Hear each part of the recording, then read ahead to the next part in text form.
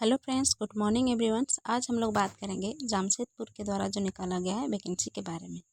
तो दोस्तों, यह एक कंपनी के द्वारा निकाला गया है जिसका नाम है CSIR नेशनल मेट्रोलॉजिकल लेबोरेटरी। ठीक है, तो यह जो वैकेंसी है वो किस फील्ड के लिए निकाला गया है यहाँ पे हम लोग देखेंगे।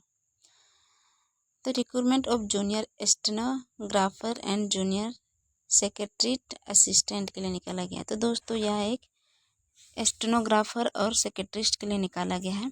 Opening date of online application तो दोस्तों यहाँ पे देख सकते हैं। सबसे पहले हम लोग इसका जान लेते हैं पोस्ट और इसका सैलरी। ठीक है, तो यहाँ पे हम लोग देखेंगे इसका पोस्ट और सैलरी के बारे में। तो यहाँ पे देख सकते हैं कि इसका जो जूनियर स्टेनोग्राफर का है, इसका जो पोस्ट नंबर ऑफ पोस्ट 8 है। ठीक है, तो जनरल के लिए 5 है, EW के लिए 1 है और SC के लिए 1 है, ST के लिए 1 है। ठीक है, तो टोटल मिला के दोस्तों यहाँ पे 8 सीटें।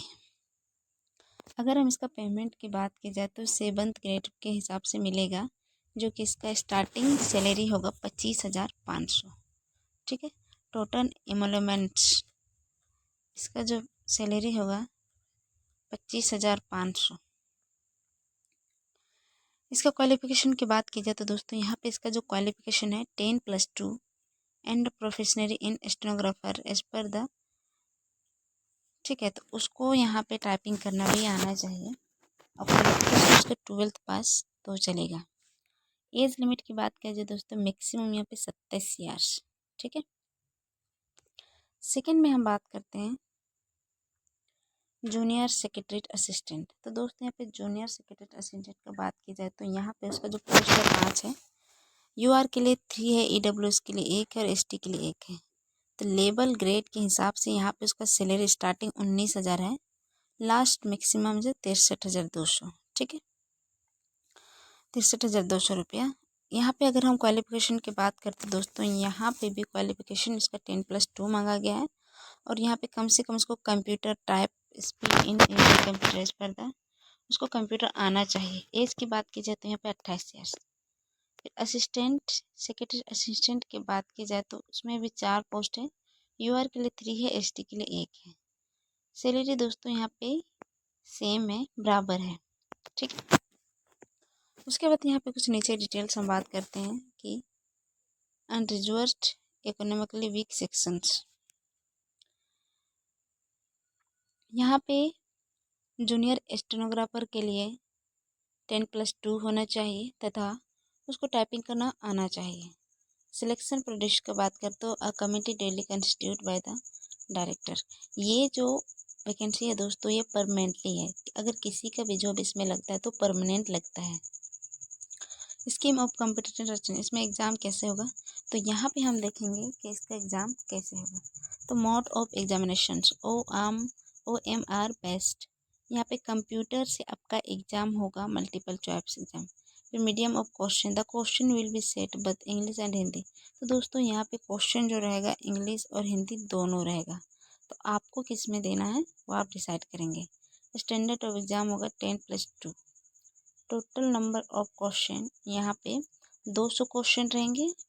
आपको 200 एग्जाम मतलब 200 क्वेश्चन को बनाना है। टोटल टाइम अलॉटेड यहाँ पे आपका 2 घंटा 40 मिनट टाइम दिया जाएगा एग्ज़ाम के लिए।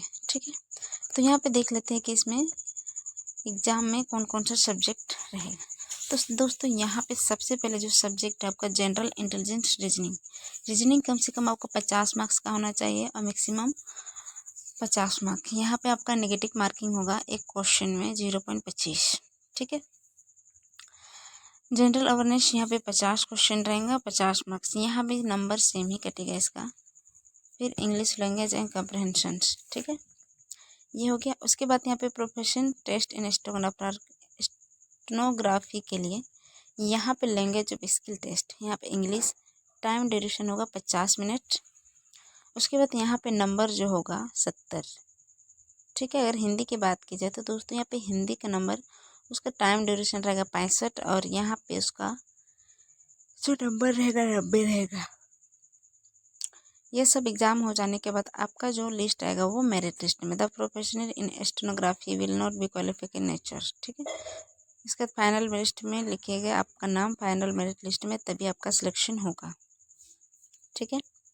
उसके बाद यहाँ पे सीधा नीचे दिया गया है एग्ज़ाम की सबसे, तो सारे डिटेल्स आपको देखना है तो आप पीडीएफ में जाके देख सकते हैं। अब हम बात करते हैं इसका ऑनलाइन डेट कब से है, ठीक है। दोस्तों यहाँ पे हम देखेंगे कि इसका स्टार्टिंग ऑनलाइन डेट जो है, यहाँ पे देखेंगे इसका स्टार्टिंग ऑनलाइन डेट जो है 6 मई 2025 से, ठीक है, 11 बजे स्टार्ट होगा और last date of receipt online application जो होगा 30 मई, ठीक है। तो सारी डिटेल्स मैंने आपको क्लियर कर दी है। उसके बाद हम बात करेंगे, तो आप लोग भर सकते हैं और आराम से इसमें एग्ज़ाम का तैयारी कीजिए। इसमें जो आपका जॉब है वो परमानेंटली है, तो इसमें आपको कोई भी दिक्कत नहीं होगी। इसमें सैलरी भी बहुत अच्छा खासा है। जो भी कैंडिडेट इसके लिए एलिजिबल है वो इस फॉर्म को अप्लाई कर सकते हैं।